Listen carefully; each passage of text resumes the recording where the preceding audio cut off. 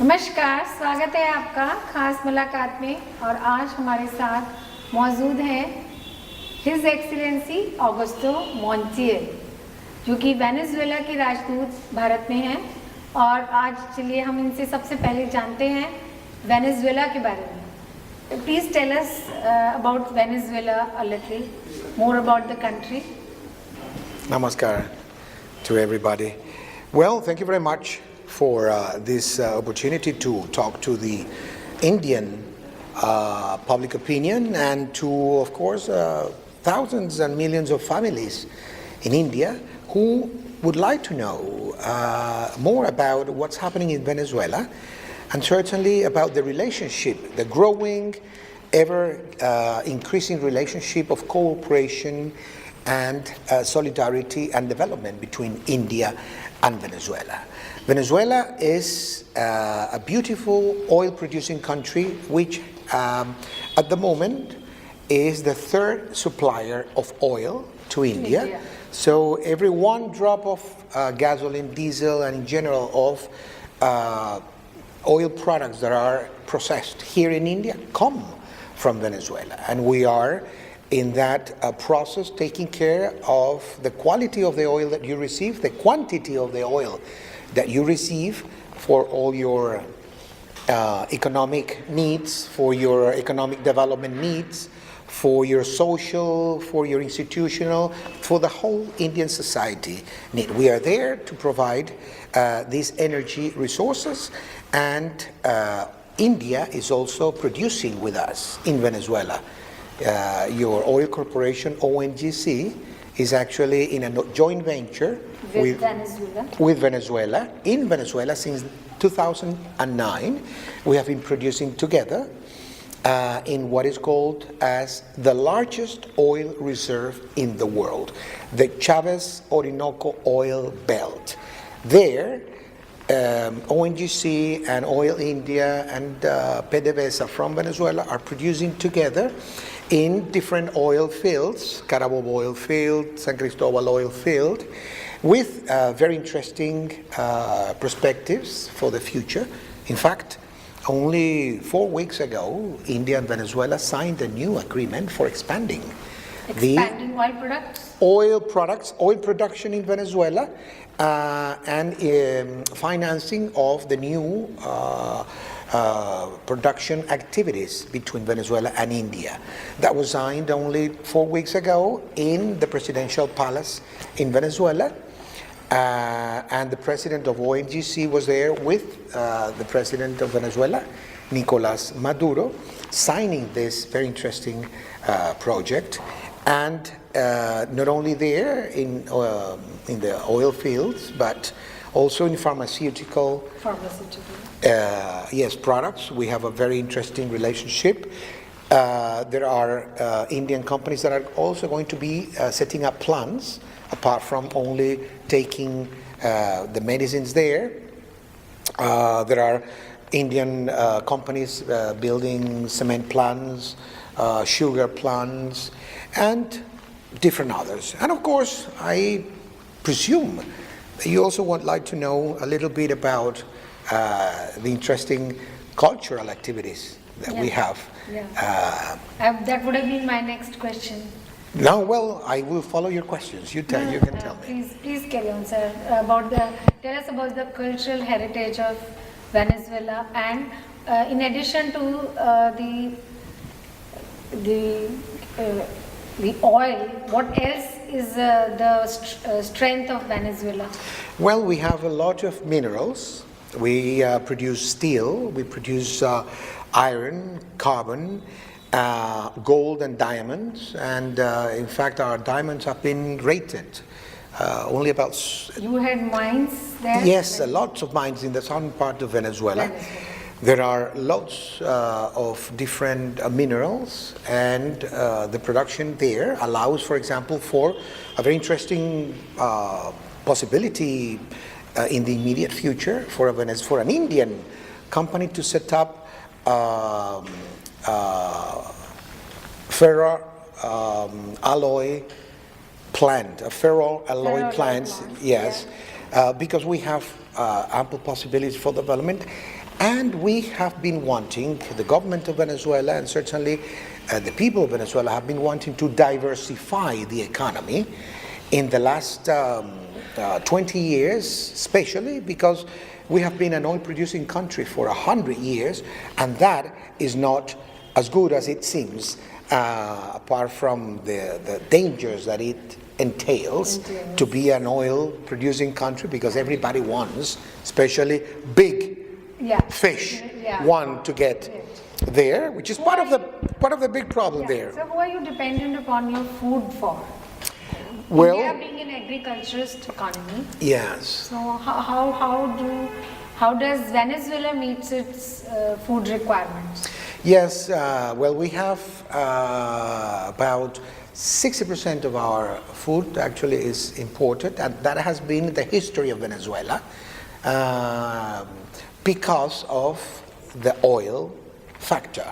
For 100 years in the 20th century, Venezuela was there only producing oil, and any other activity passed to a second priority. In the last 20 years, since President Hugo Chavez came to government quite democratically and set up the new Bolivarian Constitution, which made up the Bolivarian Republic of Venezuela, from this moment, the concept of democracy, of economy, came to be the concept of social justice and the kingdom of law, okay, the empire of law.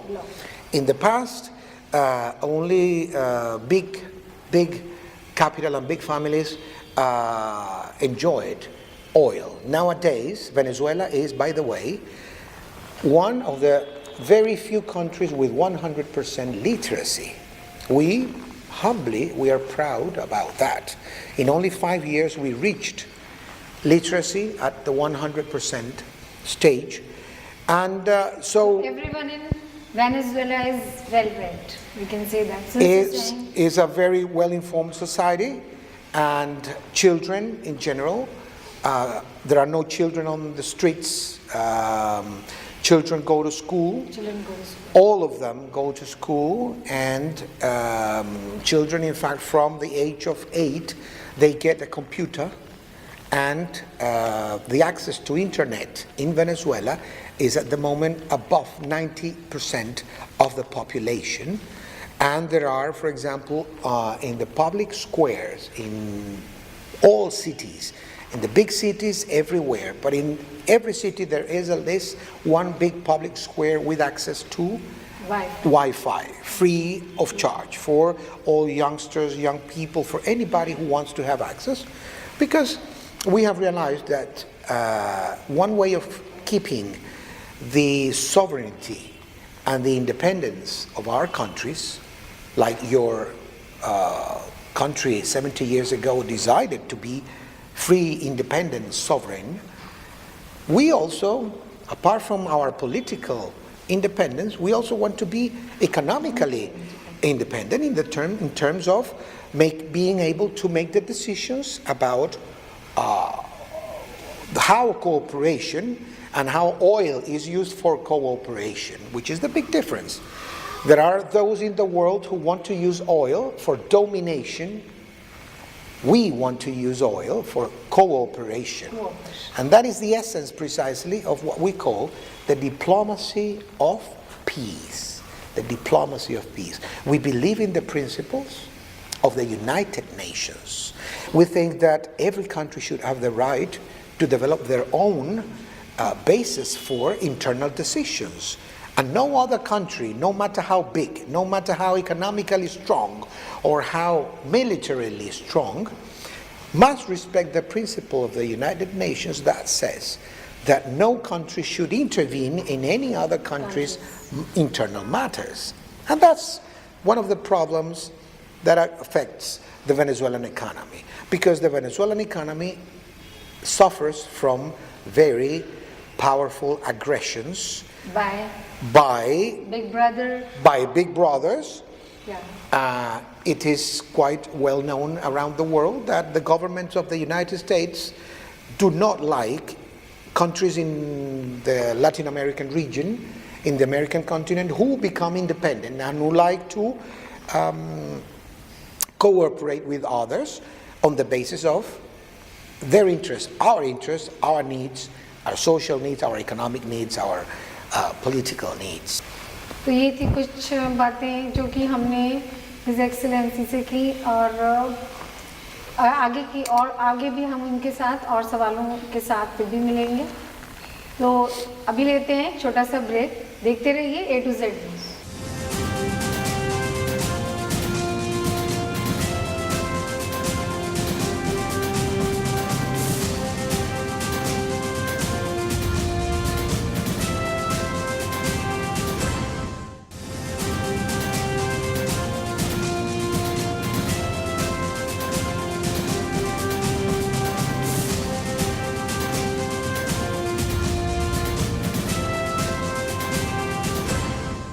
Break के बाद आइए मिलते हैं महामहिम Augusto से कुछ और प्रश्नों के साथ।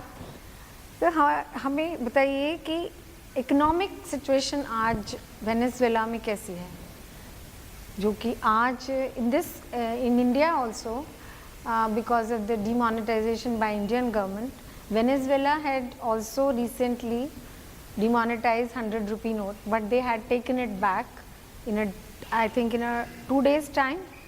So what was the reason and what repercussions it had, and what is now the situation?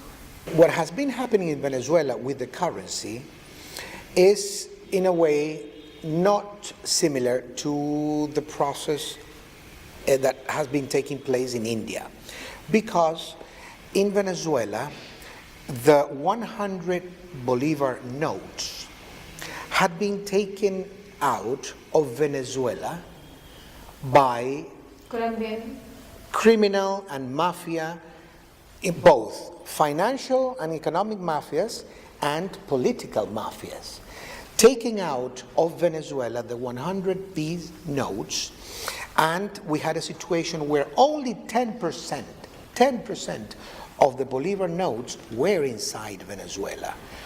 One can ask, why are all of these 300,000 million B's in 100 B notes in Colombia and in other countries? Why is this? Who is trying to do this? Are there any organizations trying to disrupt the Venezuelan economy?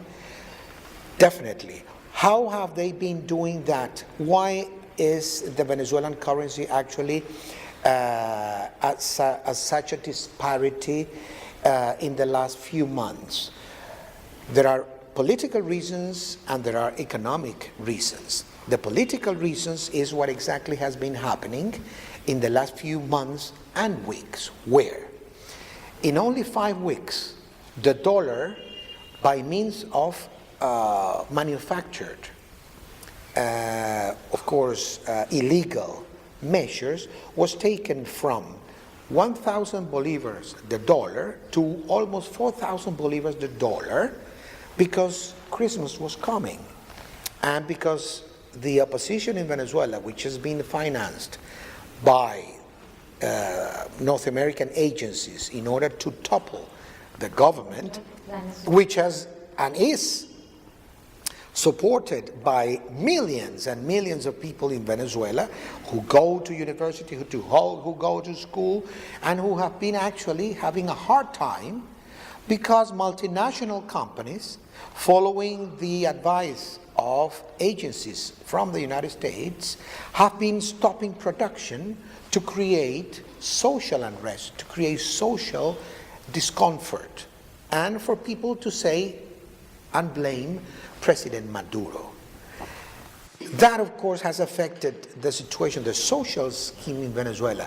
But the democracy in Venezuela allows for all this. So, sir, what you're trying to say, that United States of America, through various agencies, has depreciated the value of Venezuelan Bolivar. Yeah.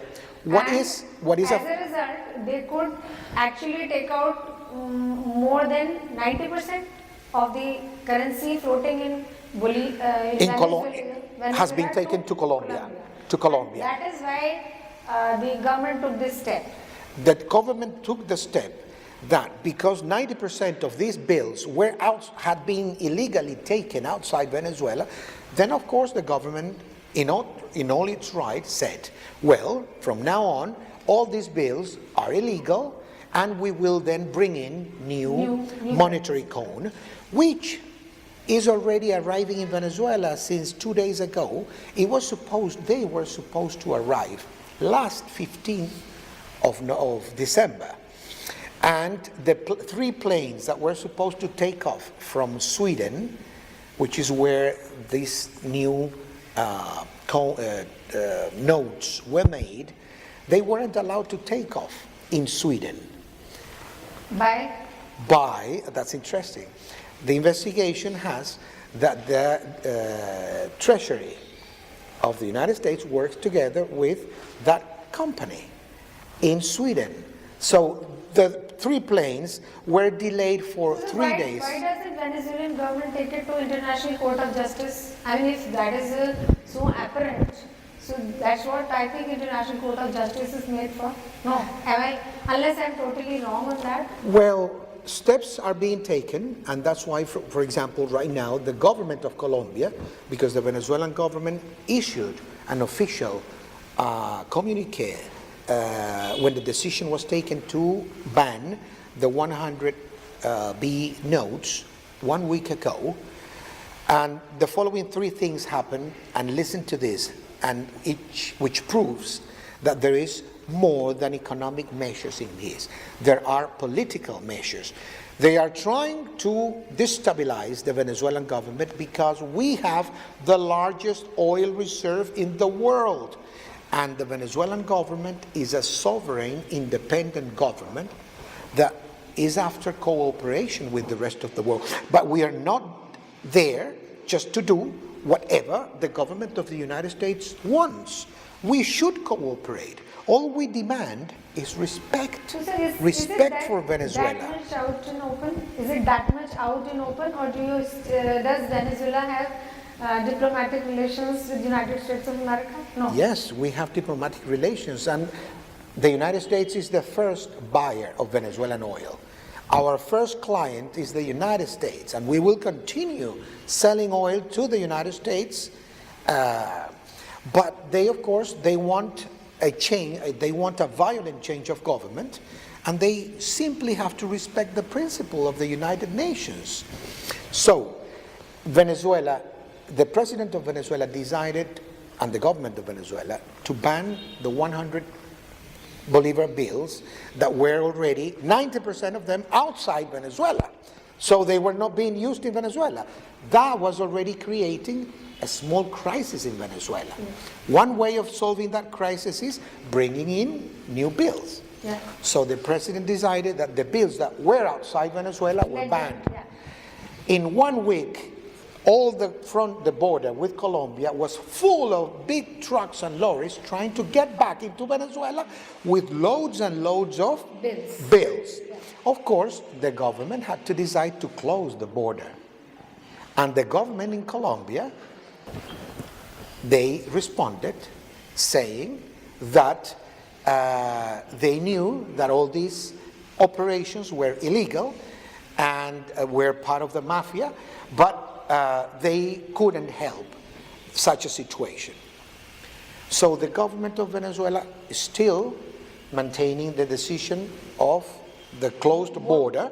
You have now closed border with Colombia? With Colombia, so that all the illegal notes that were taken out to Colombia to destabilize the Venezuelan economy and to destabilize socially and politically the Venezuelan government, which will not happen. There are news around the world that says that there are all of these political problems in Venezuela. But which oil country doesn't show such a thing? Or is it not true, for example, that 12 years ago, everybody around the globe watching CNN and all the international news agencies were made to believe that so-called weapons of mass destruction was the reason to invade Iraq. And it was all untrue. It was all false. This year, 2016, ex-President Bush and ex-Prime Minister Tony Blair and the President of the government of Spain, Aznar, they came out to the world saying, we were not given the right information. We thought that it was true about the weapons of mass destruction. But they invaded the country, they killed almost 2 million Iraqis, they destroyed the whole culture, they destroyed the whole country, and now they are controlling oil. So tell me, are we to allow, simply for reasons of imperial power, simply because they want to dominate international geostrategy and geopolitics, are we to simply just lower our heads and receive? Not really. I mean, every country should have the right, and we are learning a lot. The whole world learns a lot from the experience of India in 70 years ago attaining independence, and Venezuela with Bolivar. It's already an independent country, Venezuela. Venezuela Yeah. is an independent country, a democratic and very independent country. And it did not But work. countries, as you call them, Western world, countries in the Western world, in Europe and the north of America, they don't like countries which actually Are independent are and independent self-sufficient. and self-sufficient. Every country in the world must cooperate with the rest of countries in the world. And we use, in fact, oil for cooperation. Yeah, so self-sufficiency Not for domination. means you have a resource you can exchange it for. That's your right. needs. Yes, So that's that's right. what the resources in the country are for. Yes. So and do you think, I mean, in the current scenario also, I mean, these days and in this era and this world, even if United States of America itself can consider making Venezuela a colony? Are they trying to do that? Well, Or an oil colony? they invaded Iraq. They invaded Libya. They are creating all of this situation for how many decades in the Middle East. Who are the countries that do this? Which ones are the countries that do this? Are these countries from Asia or from Africa or from Latin America? No, they are not. But shall we call them by their names? If we do that, those countries will probably be either in Europe or in North America. So why can they not respect the actual way of civilizations, cooperation and solidarity means? Why do they have to simply step on other countries for them to survive? Why can we not develop a system by which their countries and our countries can live together and survive without stepping on the lives and making the life of millions and millions of people around the world miserable because of the greed of some of these Greed countries? of the West? Do the Venezuelans have the right to live a life? And certainly we have a very independent life, and we want to, and in the world, by the way, right now, Venezuela is the president of the non-aligned movement. 120 countries were in Venezuela in September. And they wanted to disrupt the opposition in Venezuela, which is financed by the North American government agencies. They are financing disruption of the economy in Venezuela. They have been... So till recently, they were very much colluding with our neighbor Pakistan also. Now because of the change in the government, now they are claiming to be our friend, and our dear Prime Minister has made friends with them. So now at least we are on good side of the big brother. Yeah. Well, we believe in multilateralism.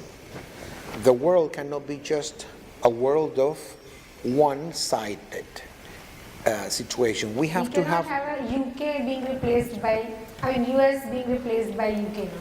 for example, or UK being replaced by US. Yes. We must have India, we must have US, we must have Venezuela, we must have Russia, we must have South Africa, we must have different poles around the globe, and that is plurality. Isn't democracy about plurality? Isn't democracy about letting every single aspect of the world, a balanced world? And the conditions for a balanced world is what allows peace to prosper. When you get away, when the world gets away from balances, then you get away from peace. And that is when a one-sided vision begins to mediate, and when that happens, always war is the result. We don't like that. We like democratic principles. We prefer for people to be allowed to get education, to be able to get access to health services, like Venezuela, like in Venezuela it happens. In Venezuela, everybody who suffers from cancer, everybody who suffers from AIDS, everybody who has, for example, kidney problems, get their treatment and their medicines free of charge. The government, like it happens in Europe. Is that a bad thing? Why doesn't the government of the United States accept that? That we are there to become, the way we are right now, number one in social indicators in Latin America. So what is happening now is that the government decided to get back and allow for 2 more weeks with the previous 100B nodes. They will be out, definitely. But what is happening now is Because of the Christmas? because of the political implications and the what they did now, trying to get back into Venezuela. They disrupted the electronic system so that people couldn't pay with their credit cards and with their debit cards. And in Venezuela, almost 60-70% of the people have access to all electronic banking, and to all people in Venezuela, even students. Students use their electronic cards to make the payments. So last week it was the national computer or cybernetic environment suffered 2 cyber attacks, massive cyber attacks. Wow. And the government will not allow such a thing to happen. So the 500 Bolivar notes, the 1,000 Bolivar notes are already arriving in Venezuela, the new ones. As soon as they are all back, not back, but as soon as they are all in Venezuela, the new notes, the 100 will be cut out, will completely be banned. How are you going to do it? Exchange it? Yes, How? people right now, every day, people exchange their old notes in the banks and in the Central Bank of Venezuela, which have offices in all cities. But what is not allowed at the moment is for all those trucks and lorries to come back inside. from Colombia and from other countries into Venezuela to bring those, because they were taken out illegally. They were smuggled out to affect the life in Venezuela politically. It's like if mafias out here in India or outside India came to India to take all the bills out of India. Will that create an economic crisis? Of course it will create it. It's really valuable, and for our channel, from our channel, I am really grateful to you. तो ये थी एक खास मुलाकात Venezuela के राजदूत Shri Augusto जी से। आगे की खबरों के लिए देखते रहिए A2Z न्यूज़।